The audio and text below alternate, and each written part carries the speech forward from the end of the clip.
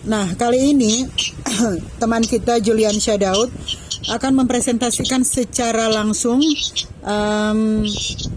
ulasan buku yang dikupas tuntas, yang dikajinya selama beberapa hari ini.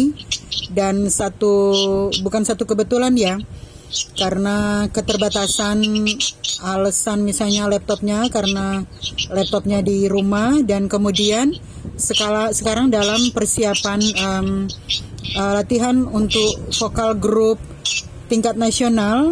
Jadi kondisi di belakangan ini Juliansyah dengan teman-temannya lagi mempersiapkan lomba vokal grup tingkat nasional dari kampus. Jadi mereka utusan kampus, sehingga Juliansyah harus mengambil tindakan atau berinisiatif sendiri membeli buku di Gramedia kali ya, Juliansyah. Membeli buku di Gramedia yang sesuai dengan bidang ilmu, dan dia akan mengupasnya seperti apa gerangan ya. Jadi untuk tidak penasaran, silakan kalian saksikan, dengar bersama, lihat bersama apa yang akan disampaikan oleh Juliansyah terkait review buku non-fiksi. Baik, Juliansyah Daud, disilakan waktunya sayang. Salam Merdeka Literasi. Ya, sebelumnya perkenalkan, nama saya Juliansyah Daud. Terima kasih atas kesempatan yang telah diberikan. Kali ini saya akan mengulas sebuah buku. Buku yang akan saya ulas berjudul Belajar Pemrograman dan Hacking Menggunakan Python. Buku ini ditulis oleh Wardana, diterbitkan oleh PT Elex Media Komputindo Kompas Gramedia. Buku ini diterbitkan juga pada tahun 2019, tepatnya di Jakarta. Buku ini menampilkan tentang bagaimana kita mempelajari sebuah bahasa pemrograman Python, dan juga cara-cara melakukan hacking maupun pencegahannya. Python adalah salah satu bahasa pemrograman yang sangat populer digunakan untuk membuat berbagai macam program, seperti program CLI, program desktop, aplikasi mobile, dan web.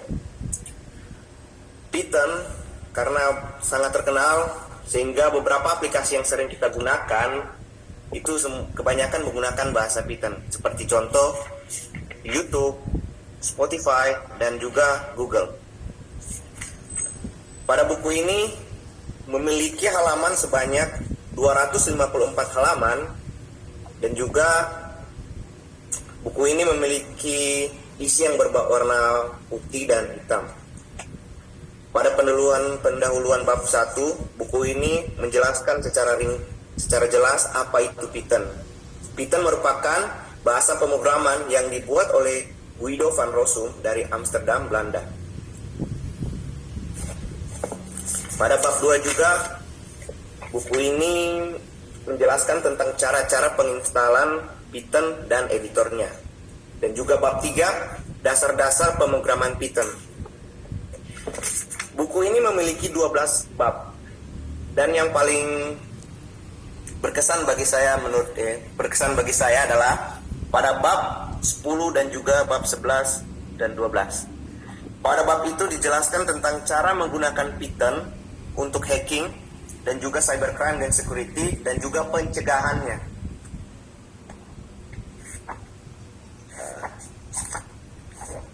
Buku ini, saya sudah membandingkan buku ini dengan beberapa buku yang sudah saya baca, tapi mohon maaf bukunya tidak ada di sini karena saya membacanya melalui ebook. Boleh saya share screen? Ya. Ini adalah buku yang akan saya bandingkan dengan buku Belajar Pemrograman dan Hacking Menggunakan Python. Buku yang saya akan bandingkan adalah Logika Pemrograman Python yang ditulis oleh Abdul Qadir. Logika pemrograman Python sebenarnya bagus, cuma untuk buku ini lebih ditekankan kepada orang yang ingin dari awal sekali mempelajari Python, dan juga buku ini sedikit sekali memberikan penjelasan tentang tingkat-tingkat tinggi. Makanya buku ini diperuntukkan untuk pemula saja. Dan juga buku ini lebih ke arah real life. Maksudnya banyak masalah yang diberikan buku ini untuk diselesaikan secara langsung. Oke.